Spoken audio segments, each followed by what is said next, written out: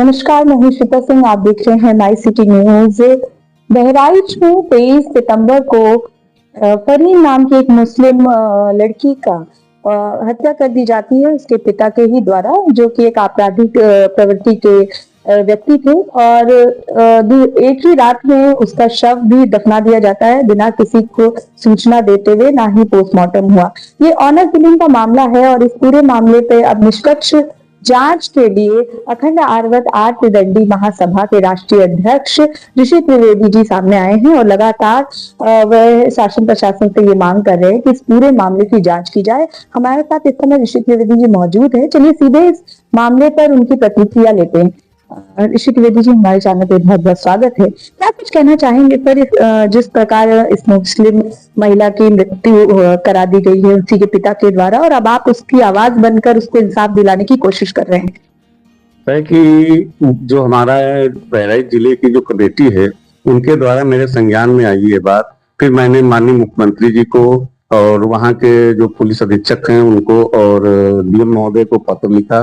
पत्र के माध्यम से मैंने अवगत कराया कि ऐसी ऐसी घटना आपके क्षेत्र में हुई है, जिसका पोस्टमार्टम कराना बहुत जरूरी है। उसका पोस्टमार्टम करा करके जांच की जाए, क्या मामला है, क्यों उसको मारा गया और किस कारण से कैसे उसकी मृत्यु हुई।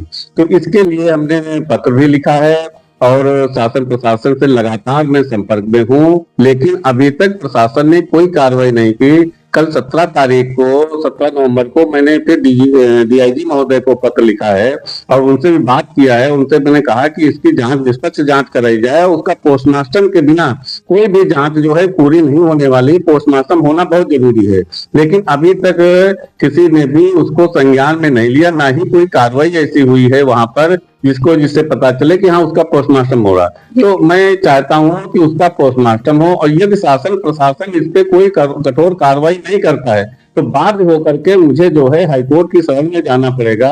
और हमारी पूरी विधिक टीम तैयार है। हमारे प्रदेश अध्यक्ष शैलेंद्र श्रीवास्तव जी हैं, उनसे भी मेरी चर्चा हो चुकी है इस विषय पे। मैंने सारे डॉक्यूमेंट भी उनको दिए हैं और जल्द ही हम लोग हाईकोर्ट के लिए मूव करेंगे।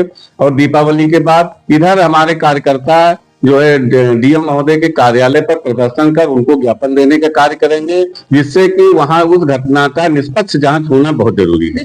मामला 23 सितंबर का था और आज 18 अक्टूबर हो गई है, लेकिन अभी तक कोई कार्रवाई नहीं हुई। तो आपको लग रहा है कि शासन प्रशासन किसी के दबाव में है? क्योंकि एक अन्य पार्टी के भी जिला अध्यक्ष हैं, उन्होंने मुख्यमंत्री और जिला अध्यक्ष को पोर्टल के जरिए इसकी शिकायत भी करी है। बिल्कुल करी है, उसका भी मैंने उनको पत्र भेजा है अपने साथ में लगा करके। उन्होंने मुख्यमंत्री जी के पोर्टल पर शिकायत की थी और उसी के साथ वहां के जो हमारे जिला अध्यक्ष हैं उन्होंने भी शिकायत की है, लेकिन अभी तक कोई कार्रवाई नहीं हुई। यदि कार्रवाई में फिर मैं आपसे दोहराना चाह रहा हूँ कि यदि शासन और प्रशासन नहीं सुनता है तो मुझे न्यायालय की शरण में जाने के लिए बाध्य होना पड़ेगा और हम न्यायालय में जाएंगे। मुझे पूर्ण विश्वास है कि न्यायालय हमारे हक में आदेश करेगा और वहां पे उसकी जांच होगी। क्योंकि मैं किसी को दोषी नहीं ठहरा रहा हूँ, मैं जांच की बात कर रहा हूँ। जिस समय जांच हो जाएगी तो अपने आप दूध का दूध और पानी का पानी हो जाएगा। और यदि नहीं होता है तो हमारे कार्यकर्ता जो है बहराइच में डीएम कार्यालय को भी घेरने का काम करेंगे, वहां पर प्रदर्शन कर उनको ज्ञापन देंगे। तो ये थे ऋषि त्रिवेदी, जिन्होंने साफ तौर पर ये कहा कि अगर इस मामले की निष्पक्ष जांच नहीं होगी तो वो डीएम कार्यालय का घेराव करेंगे, साथ ही इस मामले को हाई कोर्ट में भी लेकर जाएंगे।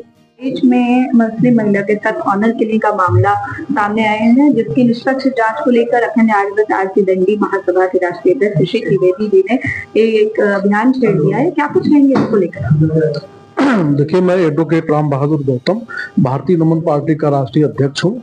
मुझको इस मामले की जानकारी 23 तारीख को हो गई, जिसके संबंध में मेरे कार्यकर्ताओं ने बताया और हमने पुलिस अधीक्षक बहराइच को फोन किया। उनके पेशकार ने उठाया, लेकिन फिर दोबारा बात नहीं हो पाई। लेकिन मैं थाने पे 1 बजे तक फोन करता रहा। थाना को जो सीयूजी नंबर थाने का था वो बंद था। सेकंड मीटिंग में मैं हाई कोर्ट में प्रैक्टिस भी करता हूँ, मैं हाई कोर्ट में रहा। फिर मैंने उस स्थानीय वहाँ जो क्षेत्रीय दरोगा थे, मैंने उनको फोन किया, उन्होंने उठाया इस बात को। मैंने पूछा कितनी बड़ी घटना हो गई, एसएचओ का फोन बंद जा रहा है, मुझे पता चला आप चार्ज में हो, तो फिर आपको क्या जानकारी मिली? कहीं मैंने गया था वहां, लेकिन उस लड़की के पिता ने बताया कि लड़की जहर खा के मर गई, जबकि मुझको यह जानकारी मिली थी उसको रात में शाम को करीब 8 बजे उसने जब मारना शुरू किया था, वह किसी पड़ोस में किसी के घर में भागकर जान बचाने की कोशिश की, लेकिन वहां से वो मारता हुआ ले गया अपने घर पे। परिवार के लोगों ने उसकी हत्या कर दी और करीब वो 9 बजे लाश को दफन कर दिया, जिसकी मांग हम लोग मुख्यमंत्री पोर्टल पर हमारे जिला अध्यक्ष ने इसकी शिकायत की और हम लोगों ने मांग किया, हमारे कार्यकर्ता अभी भी लगे हुए हैं।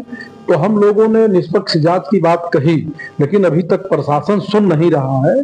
यदि प्रशासन को हम चेतावनी दे रहे हैं, यदि वो दीपावली तक कार्यवाही नहीं की तो फिर हम लोग न्यायालय का शरण लेंगे।